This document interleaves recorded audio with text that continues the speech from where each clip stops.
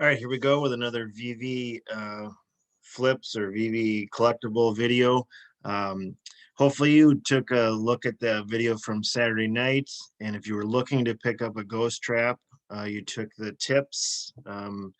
I didn't pull the trigger on a ghost trap, even though I do think it's a long-term winner because of the first things that it does. Anything first appearance or anything first thing that it can do in the marketplace, I think it's going to be a big long-term winner. We had a couple tip-offs. Um, the Again, if you don't follow Bud Thompson, please do. I was doing these Excel spreadsheets myself, but then he's doing it all for us. So just go ahead and follow him and follow his link. Great YouTuber. Anyway, we had the tip offs of two things. The ghost trap was over, the 10% number, which is, the easy number that I look at as far as availability in the market, and significantly above it. I think it was 12.5% when we were doing the video on Saturday night when I was talking about it. And the other thing about Saturday night was that the auction timing was coming up on Sunday. A whole bunch of people, when they buy a get lucky and get in, they put it up for auction right away.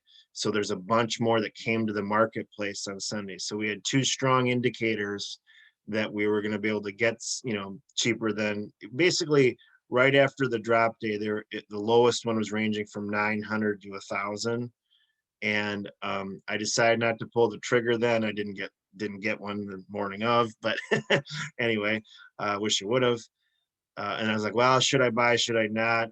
And it's really interesting. So we're going to talk. That's what we're going to talk about in this video today. A little bit is the price move it that first day, and then when to maybe buy in or not buy in. Just some suggestions of I've been watching these ultra rares and the different collectibles. And again, there was two things for the ghost trap to be the best, one of the better times to buy. Yesterday afternoon, you could pick up one for 800 bucks. It's not much more right now, so if you're still interested in picking up a ghost trap, it's Bud has it as 825. I think I saw, yeah, maybe an 820. So it's still lower than you could have bought it on the marketplace that same afternoon. There was a couple that got in 700, but those are snapped up so quick you couldn't get the buy now button. So, but for the most part, like I said, it was ranging between 925 and 1,000 for the lowest buy it now price of a ghost trap the day of. But I still think it's probably going to hang out here for a little bit. Ultra rares and different things do start to move a week, 2-3 weeks later, so it is something to watch if you want to buy. But again, there's a lot for sale in the marketplace, which is an indicator. And then there's still going to be more coming up for auction now, because the auction on the Veve app is 3 full days from when the seller puts it up. So there's still a fair amount of ghost traps coming up for auction still. And that puts more in the marketplace. So all back to supply and demand, which is the major theme I'm trying to help get across, is that you want to follow that. And so another thing, so again, I think anything above 10%, there's too much for sale in the market. I think 8% and above is kind of your oversold number in stock terms. We kind of look at one of those things, and then anything under, say, 4%. So the other price movement ones that I would look at recently is really all the where were they? What am I looking for here? Not the Labbits. Actually, it's a fairly high percentage, and you can see that those were going, but it's not. Those weren't the ones I was looking at. It was the the House of Cards. We had. I like this Cleopatra, and I've been watching that one.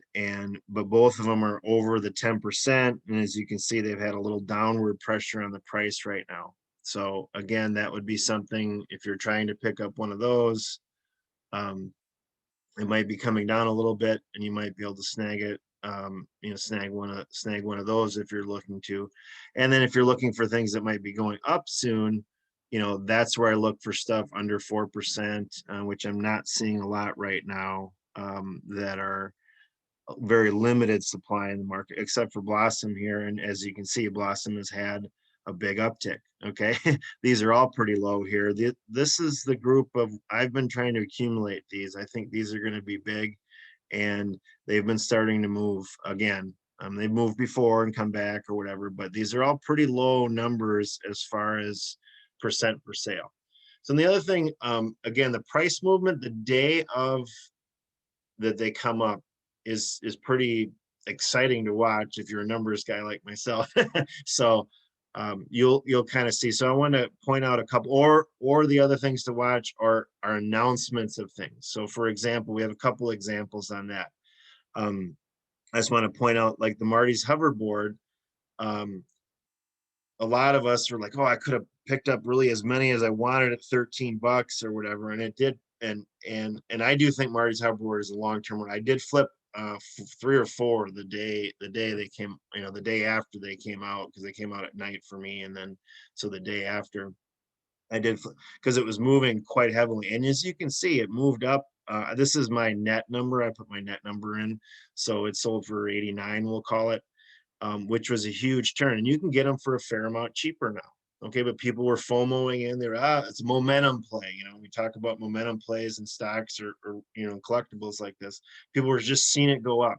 And so a way to track that is that when you see something come to the marketplace, you can click on it, and then like when you refresh, it's going right away. And this happened with Marty's hoverboard. This happened with Slimer for two different days. It got announced about the ghost trap, and they're going to be able to suck it in.